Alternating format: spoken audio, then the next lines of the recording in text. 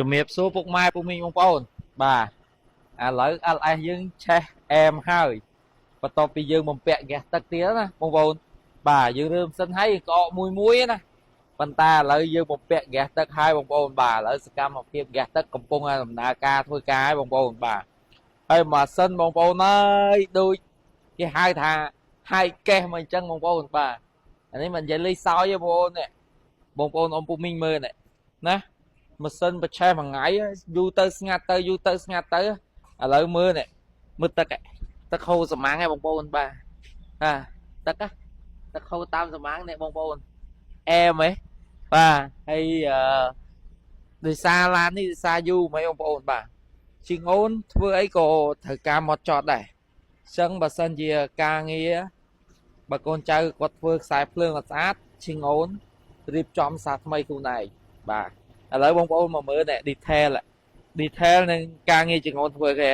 ពងហ្គែនរុំឡើងវិញមកស្អាតចឹងឃើញទេរៀបចំនេះហ៎បាទហើយហ្គាសទឹកនេះហ្គាសទឹកបងប្អូនបាទហើយនេះមើលឃើញអូយស្អាតស្លាប់បងប្អូនហើយពេលខ្លះមានអារម្មណ៍មួយថាដូចរស់ម្ដងទៀតចឹងឡាននេះបាទខ្ចីញញហើយប្រព័ន្ធខ្សែភ្លើងរៀបចំស្អាតមានពងហ្គែនបងប្អូនមើលឃើញអែមហ៎អែមហួសបងប្អូនបាទឃើញអត់មានតំណអីញ៉ៃទេហើយការរៀបចំគឺដូចម៉ាស៊ីនចុះពីកុងតឺន័រឡានចុះកុងតឺន័រមិនចឹងតែលោកពូគាត់ថាឡាននេះគាត់ប្រើ9 10ឆ្នាំហើយបាទ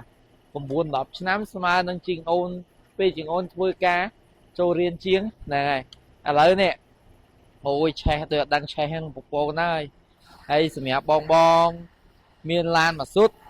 ឡានសាំងឡានបំពាក់ហ្គាសចង់យកមកដាក់ហ្គាសនេះអានេះគេហៅថា hydrogen គេហៅហ្គាសទឹកចុះបងប្អូនបាទអែមបាទ 100%នេះអត់មានញ៉ៃទេខ្សែភ្លើងហ៎រៀបចំមក standard ហ្មងយកហ្គាសអីនេះបាទ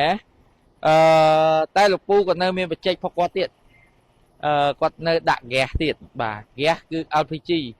ហើយសម្រាប់ឡានលោកពូ4គ្រឿងនៅកន្លែងជីងអូន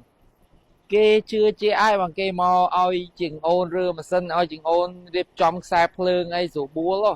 បាទហើយមិនមែនមួយគ្រឿងនេះណាតែគាត់រើម៉ាស៊ីនណាមួយណាណែបងប្អូនអ៊ំពូមីងបាទ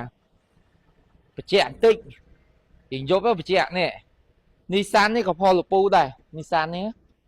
ឥឡូវម៉ាស៊ីនរើតម្លាក់ចុះហើយណែ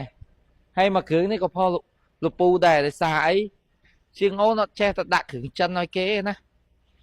ឡាននេះគឺតម្លាក់ម៉ាស៊ីនចុះវិញគឺដាក់គ្រឿងស៊ីនតូយតាចំអញ្ចឹង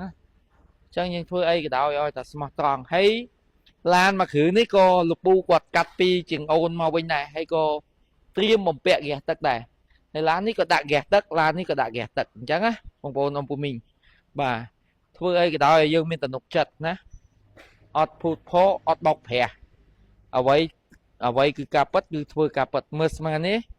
កូនចៅជាងអូនអត់ទាន់ចប់ការងារនេះការងារធ្វើតាមបេះដូងឃើញទេធ្វើទាំងយប់បាទមួយនេះមួយទៀតណោះហាណោះមួយទៀតដោយសារឡានវាច្រើនអញ្ចឹងទៅយើងក៏តម៉ោងណាតម៉ោងតភាគ